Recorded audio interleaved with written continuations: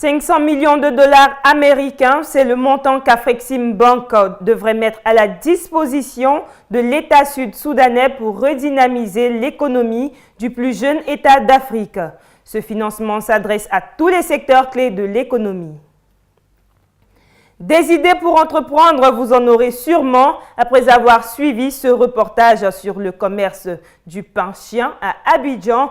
Voilà une activité simple, pas forcément coûteuse, mais qui vaut son pesant d'or. On y revient tout de suite au cours de l'édition. Et puis, comme il en sera désormais la tradition dans ce journal, nos partenaires entreprises seront avec nous sur le plateau pour nous parler de leur activité. Aujourd'hui, nous recevons le groupe d'écoles ingénieurs des hautes études technologiques et commerciales HTEC et la société de promotion immobilière d'aménagement et de construction SPIAC. N'oubliez surtout pas, la tombola Selped, c'est pour la fin de ce bulletin. Très chers téléspectateurs de 2EF TV, bonsoir. Vous suivez le journal télévisé. La cérémonie de remise de diplôme de la première promotion du master de l'actuariat de l'École nationale de statistique et d'économie appliquée s'est déroulée ce vendredi 5 avril au sein de l'établissement en présence de plusieurs autorités diplomatiques et également académiques. Signe de la bonne santé des relations franco-ivoiriennes en matière de transfert de compétences, cette formation a été rendue possible grâce à un partenariat renforcé entre l'institution ivoirienne et l'Institut de sciences financières et d'assurance ISFA de Lyon. Un reportage de Chérita Eouman. Placé sous le parrainage du PDG du groupe NCA, Jean-Kakou Diagou, la cérémonie de remise de diplôme de la première promotion de master de l'actuariat de l'École nationale supérieure de statistique et d'économie appliquée, ENCA, s'est tenue ce vendredi 5 avril 2019 dans les locaux de l'institution académique à Abidjan. Organisée en partenariat avec l'ISFA de Lyon en France, la formation de ces étudiants ivoiriens s'inscrit dans le cadre du transfert de compétences entre la France et la Côte d'Ivoire en matière de formation professionnelle. Saluant la qualité de la dite institution, M. Jean-Kakou Diagou a encouragé cette nouvelle promotion de master tout en exhortant les diplômés à faire preuve d'efficacité dans l'exercice de les missions. La place à prendre dans les compagnies d'assurance en Côte d'Ivoire qui ont besoin justement de ces gens, de collaborateurs, pour faire avancer l'assurance en Côte d'Ivoire. Pour le directeur de l'ISFA, ce partenariat devrait s'inscrire dans la durée de sorte à améliorer le niveau des cadres statisticiens ivoiriens. À cet effet, un présent a été offert au directeur de l'ISFA pour la coopération entre son institution et l'ENCA. Rassuré par le bon déroulement de cette formation, l'ambassadeur de France en Côte d'Ivoire, son Excellence M. Gilles Huberson, a dit espérer que cette première vague de diplômes en actuariat contribuera au renforcement du système de gestion structurelle de l'économie ivoirienne. Autre intervention à noter, celle de certains diplômés qui n'ont pas manqué de marquer leur reconnaissance à tous leurs formateurs ainsi qu'à leur institution. Les étudiants de la promotion 2015 de l'Université africaine des sciences, l'UAS au Gabon, ont eux aussi officiellement reçu leur diplôme lors d'une cérémonie au sein de l'institution à Libreville. Les étudiants membres de cette promotion pourront désormais intégrer le marché de l'emploi après plusieurs années de formation qui ont permis de présenter au total 121 diplômés, dont 81 licenciés en droit public, 40 titulaires du Master 2 en droit social, droit des affaires, management, banque assurance, droit fiscal, ressources humaines, comptabilité et audit. En Guinée-Conakry, le ministre de l'Enseignement supérieur et de la Recherche scientifique, Abdoulaye Yero Baldé, mettra bientôt le cap sur Boké, Kindia et Dubreka dans le cadre de ses missions d'inspection des structures de formation professionnelle à l'intérieur du pays. La première étape de cette tournée l'avait conduit respectivement à Faranin, Nzrekore et à Kankan, où il était allé s'enquérir le mois dernier de l'état d'avancement des chantiers et des réalités des étudiants et enseignants à l'Institut supérieur agronomique, vétérinaire et dans les universités publiques. 7 années de présence sur le marché de l'e-commerce, 5000 salariés repartis dans 14 pays du continent. Un chiffre d'affaires qui cumule à 143,7 millions de dollars et cerise sur le gâteau, une entrée en force à Wall Street.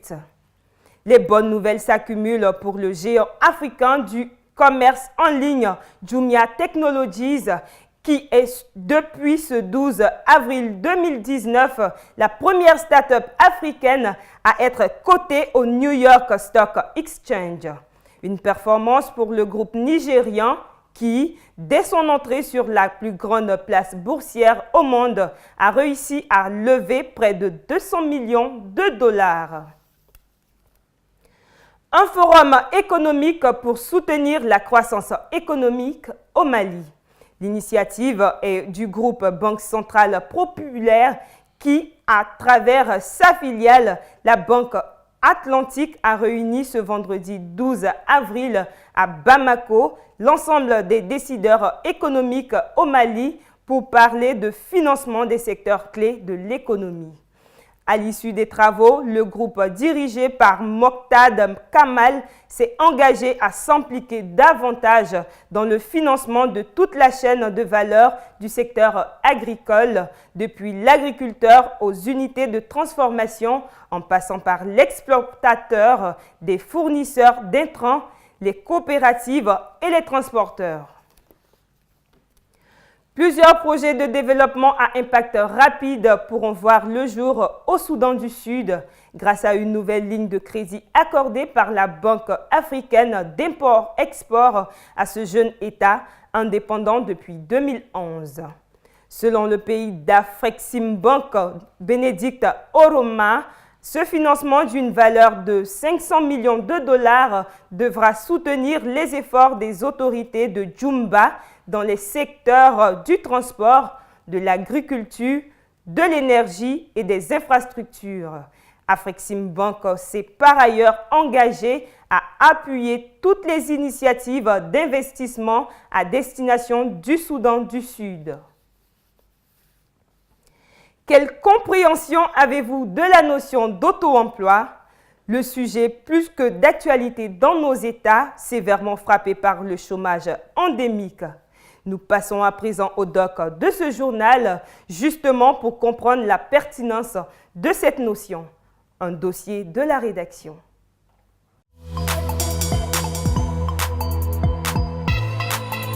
L'auto-emploi ou l'auto-entrepreneuriat est une forme de création d'entreprise qui permet soit aux chômeurs, soit aux diplômés de contourner le système d'insertion socio-professionnelle conventionnelle qui consiste à postuler pour une embauche dans une entreprise tierce. Il s'agit fondamentalement pour l'initiateur de projet de concevoir une idée susceptible de lui faire engranger du revenu, quel que soit le genre d'activité qu'il décide d'entreprendre, pourvu qu'elle soit moralement adéquate. Ici, le porteur du projet ne tiendra pas compte de la stratification sociale que l'on fait de l'activité qu'il vise, ni de son niveau d'études. Il n'a qu'une seule idée à l'esprit, sortir de la léthargie sociale en parvenant à s'autodéterminer à partir de ses propres moyens, aussi insignifiant qu'il soit. L'auto-emploi ne tient donc pas compte du dispositif traditionnel en matière d'encadrement sectoriel de l'emploi par les structures étatiques, encore moins du regard de la société. C'est une doctrine économique qui est mue par la seule ambition de se réaliser au défi des normes sociétales qui posent des balises, parfois inefficaces pour la plupart des populations en marge du tissu socio-économique.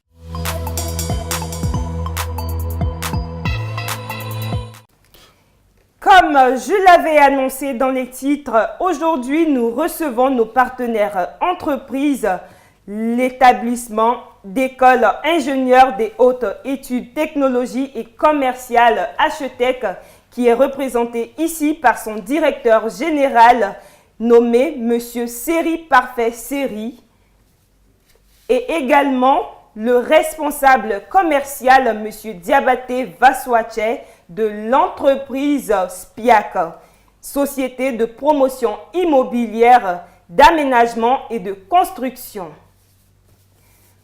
Bonsoir, messieurs, et bienvenue sur notre plateau. Merci.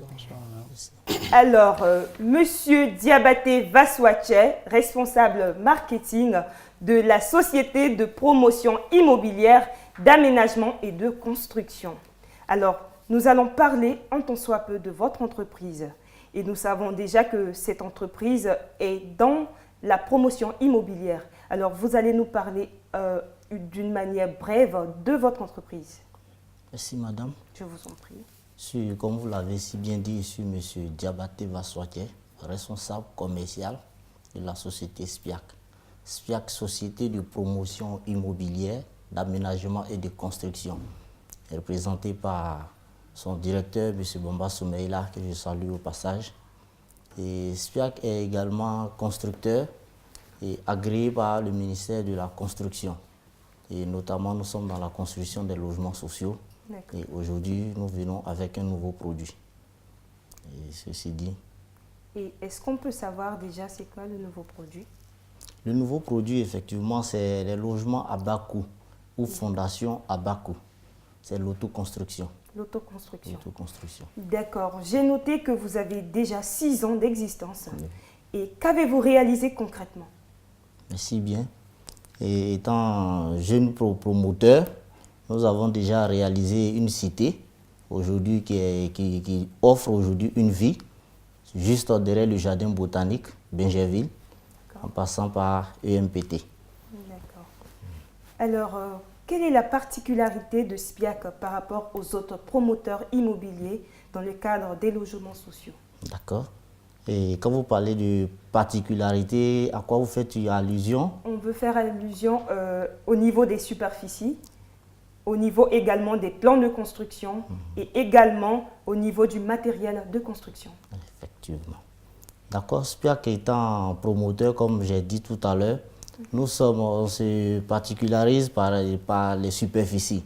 C'est-à-dire, ailleurs, nous offrons des superficies plus grandes que d'autres promoteurs. C'est-à-dire, les logements sociaux, par exemple, étant bâtis sur 90 mètres carrés, vous verrez qu'avec SPIAC, vous pouvez vous retrouver avec des superficies de 152 mètres carrés. D'accord. Socialement. Économiquement, nous proposons des logements bâtis sur 172 mètres carrés. Ailleurs, vous allez vous retrouver avec 150 mètres carrés. D'accord. Alors, et votre niveau de matériel de construction? Les matériaux de construction, il faut dire, SPIAC, nous ne faisons pas avec les préfabriqués. Nous travaillons avec l'agglo-ciment, notamment quelques rares constructeurs qui utilisent le géobéton dans l'ancien temps, aujourd'hui appelé le BTC, les briques de terre compressées. C'est-à-dire, c'est des agglos qui s'emboîtent. D'accord. Voilà. Également, j'ai une petite question à vous poser. Qui sont ceux qui sont bénéficiaires de vos fondations? Et en ce qui concerne nos fondations, de nouveaux produits, tout le monde peut bénéficier de notre produit. C'est-à-dire, oui, tous ceux qui ont été rejetés dans le cadre des logements sociaux par les banques de la place, aujourd'hui, nous les récupérons et nous les orientons vers notre partenaire. Justement, et à quelles conditions? Et pourvu seulement que vous ayez un compte chez notre partenaire qui est Selped Finance. D'accord. Donc, pour avoir accès, je dirais, pour bénéficier d'une fondation de la part de SPIAC, c'est bien cela, il faut d'abord avoir un compte à la Selped. D'accord. Et matériellement, pouvez-vous nous dire comment est-ce que ça se passe? Et justement, ouvrir son compte courant à Selped Finance. Et ici, nous allons dire que vous soyez du secteur formel ou informel, nous avons une solution pour vous, pourvu que vous décidez d'avoir un toit. D'accord. Merci bien, Monsieur Diabaté Vaswache, qui est responsable commercial marketing de l'entreprise Société de promotion immobilière, d'aménagement et de construction, qui est également notre partenaire. Merci beaucoup à vous. Merci. Alors, je me tourne à présent vers vous, Monsieur Seri Parfait Seri, directeur général de HETEC. Également, j'ai aussi un questionnaire pour vous. D'accord? vous allez nous dire un peu, disons, nous faire un bref résumé de l'historique de HETEC. Merci bien, madame. Je vous en prie. Le groupe école d'ingénieurs HETEC est donc un établissement créé depuis novembre 1997. D'accord. Donc on a 22 ans d'existence sur le campus d'Abidjan. À la suite de la création de l'établissement d'Abidjan, on a lancé le projet d'ouverture de l'établissement de Ouaga en 2003. Et concomitamment, on a aussi ouvert le projet de lancement de l'établissement de Bamako en 2003. Donc on a les deux établissements de Ouaga et de Bamako. Et ensuite, en 2006, on a ouvert le projet d'établissement de Boaké, avant d'ouvrir les deux projets d'établissement de Niamey et de Conakry en 2014.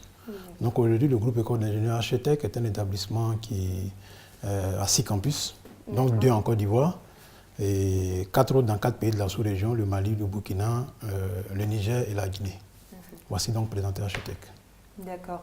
Vous avez mentionné tout à l'heure que vous avez 22 ans d'existence. C'est ça. Alors, après 22 ans d'existence, quels sont vos atouts, selon vous?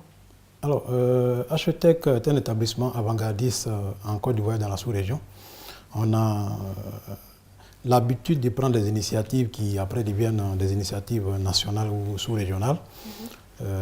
Nous savons, après notre ouverture en 1997, pendant le projet d'ouverture des 2 campus de Ouaga et de Bamako, en 2003, on a aussi donc lancé le projet d'accréditation de nos diplômes par le CAMES. Nous faisons partie des 2 établissements dans la sous-région privés qui ont lancé donc l'aventure de l'accréditation du CAMES en 2003. Après ça, nous avons participé à toutes les sessions d'habilitation. Aujourd'hui, nous avons sur le campus d'Abidjan et de Boaké, nous avons 18 titres. Et sur les 18, nous avons 18 accrédités par le CAMES et 21 titres accrédités par l'État de Côte d'Ivoire. Donc la totalité de nos diplômes sont reconnus par l'État de Côte d'Ivoire et le CAMES. Mais on ne s'arrête pas là, parce qu'on se soucie de l'intégration sociale de nos étudiants. Alors il faut aujourd'hui réfléchir pour voir. Nous avons donc identifié les 3 axes d'intégration sociale de nos étudiants, qui sont les axes de mobilité académique internationale. Donc il faut s'assurer d'abord de la reconnaissance de nos diplômes au niveau national et international. Ensuite, il faut tisser des partenariats avec des établissements d'enseignement supérieur à l'extérieur, ce que nous faisons, ce qui assure la mobilité internationale de nos étudiants, du point de vue académique. Après, il faut s'assurer de leur intégration sociale avec des partenaires, avec des entreprises, ce que nous avons fait. Donc on a plusieurs entreprises de la place et de la sous-région qui sont en partenariat avec nous, qui reçoivent nos étudiants en stage et qui les embauchent après. Après, il faut régler la question de l'auto-emploi pour ceux qui éventuellement veulent s'engager sur la voie de l'emploi. C'est ce que nous avons fait donc en ouvrant notre incubateur au niveau du campus d'Abidjan et avec les projets d'ouverture des incubateurs sur les 5 autres campus de la sous-région. Voici donc présenté, je veux dire, résumer ce que nous avons fait, réalisé comme projet. HETEC. Alors, moi, j'ai bien envie de vous poser la question, c'est parce que c'est très bien de mettre sur pied une entreprise d'une telle envergure qui a déjà 6 campus. C'est vraiment très intéressant.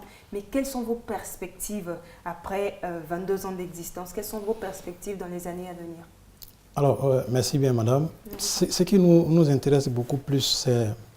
Nous sommes, je veux dire, préoccupés par la question de ce que, quand il ne s'agit pas de former des jeunes gens, mais quand on a la chance d'avoir le destin, enfin j'ai envie de dire l'avenir de ces jeunes-là dans la main, il faut s'assurer de ce qu'on a pris toutes les dispositions pour qu'ils soient, je veux dire, socialement intégrés. C'est le plus important.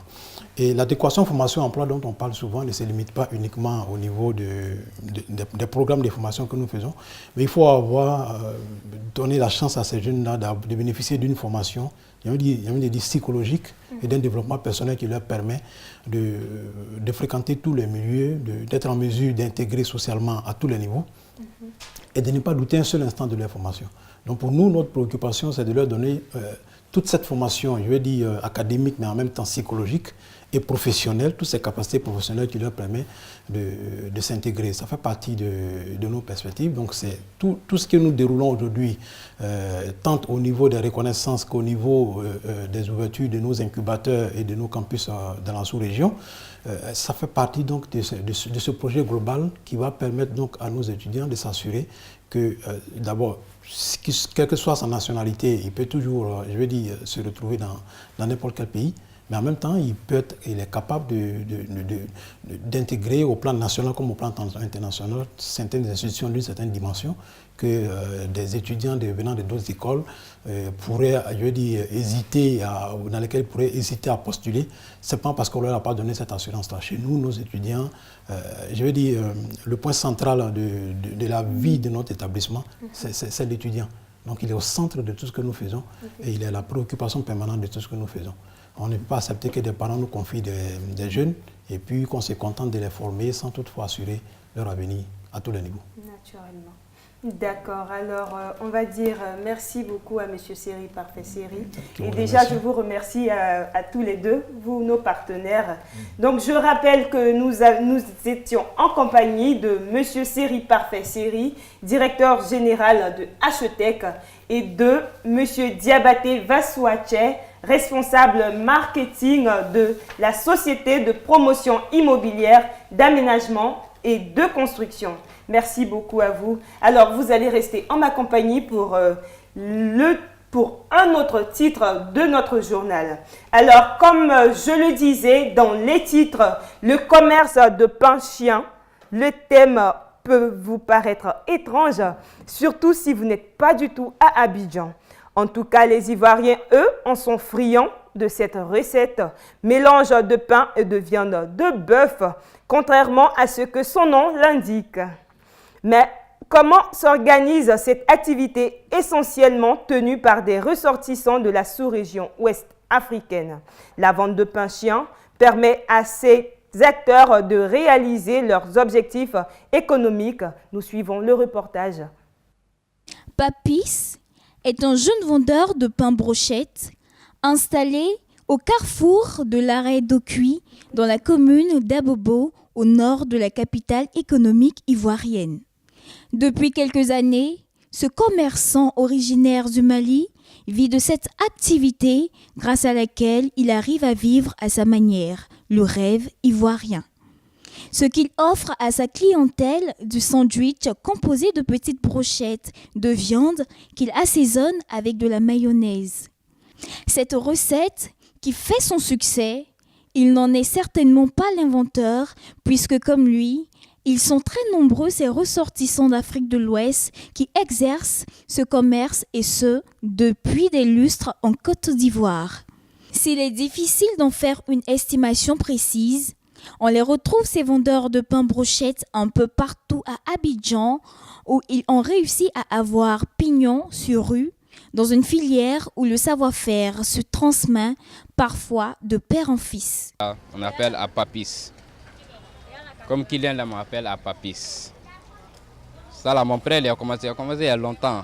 Je ne sais pas, il a commencé à Cam, c'est 2000 combien, je ne sais pas, mais il a commencé à longtemps. Moi j'ai commencé à venir trouver comme ça. Au risque de s'y méprendre, cette activité est nettement lucrative car elle permet à ces professionnels de se réaliser dans leur pays d'origine. On quitte à Burkina. Là on commence à Burkina, c'est pas moi mais comme nous on vend au Burkina. Il y avait un Burkina, nous on quitté au Mali et venu nous-mêmes on commencé. C'est à vie comme ça marche quoi. Si ça marche là, tu vas gagner un peu. Ça veut dire nous-mêmes là on commencé. Mais ça la Bruxelles là on quitte au Burkina. L'entrepreneuriat est véritablement multiforme et cette activité restauratrice illustre assurément la capacité des jeunes Africains à se créer des opportunités non existantes pour sortir de la torpeur sociale. Alors, nous commençons notre tradition dans ce journal, comme nous l'avions annoncé depuis la semaine passée, le jeu Tombola de Selped Money. Il est maintenant temps de passer au jeu Tombola de ce journal, qui sera l'heureux gagnant de ce mardi 16 avril. J'espère que vous êtes tous connectés, vous tous qui avez effectué des transferts d'argent via Selped Money. Et nous sommes avec Mademoiselle Ariel Toé de Selped Money. Bonsoir à vous, madame. Bonsoir à vous, madame. Alors, comment participer à ce jeu? Je vous l'explique. D'abord, vous téléchargez l'application Selped Money sur votre téléphone via Play Store ou App Store. Ensuite, vous créez et créditez votre compte Celped Money avec les cartes prépayées Celped Money chez l'agent agréé ou à l'agence Celped la plus proche. Et après avoir rechargé votre compte, vous effectuez vos opérations de transfert d'argent et vous conservez votre carte pour suivre avec nous le tirage au sort qui se fera chaque jour au JT de 19h. Sur 2EF TV, disponible dans votre téléphone mobile ou sur www.2eftv.com. Si votre code de rechargement est retenu suite au tirage aléatoire, vous pouvez gagner jusqu'à 1 million de francs CFA. Et c'est raison pour laquelle nous sommes en compagnie de Mademoiselle Ariel Toé.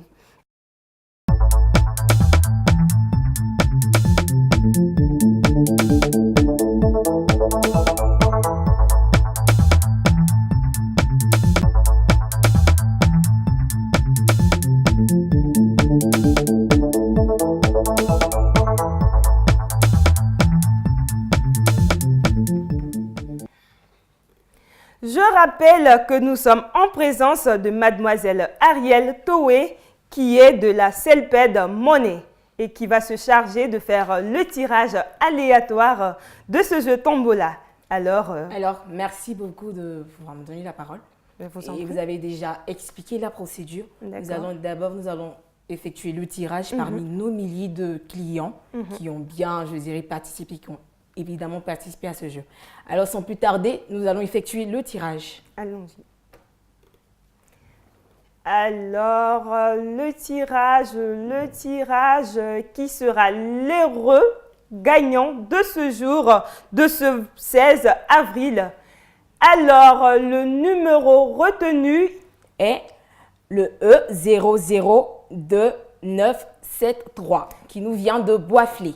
Je répète, l'heureux gagnant est le numéro E00293 qui nous vient de la ville de Boisflé. Alors, très chers téléspectateurs, nous allons d'abord confirmer, je dirais, le tirage. Eh bien, d'accord. Et c'est fait.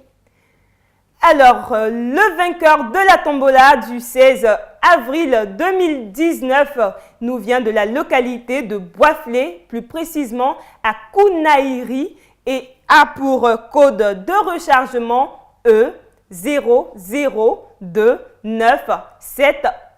Je répète, le vainqueur de la tombola du 16 avril 2019 nous vient de Boisflé, Kounaïri, et a pour code de rechargement E00293. Alors, nous espérons très bien que notre heureux gagnant, il est connecté et que vous tous qui êtes connectés, vous pourriez participer à ce jeu à partir de demain.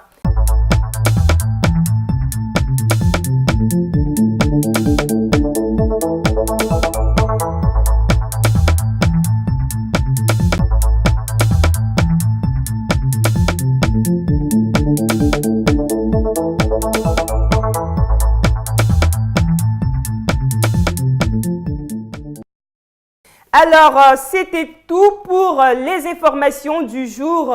Nous vous souhaitons bonne soirée et agréable suite de programme sur 2EF TV. À bientôt.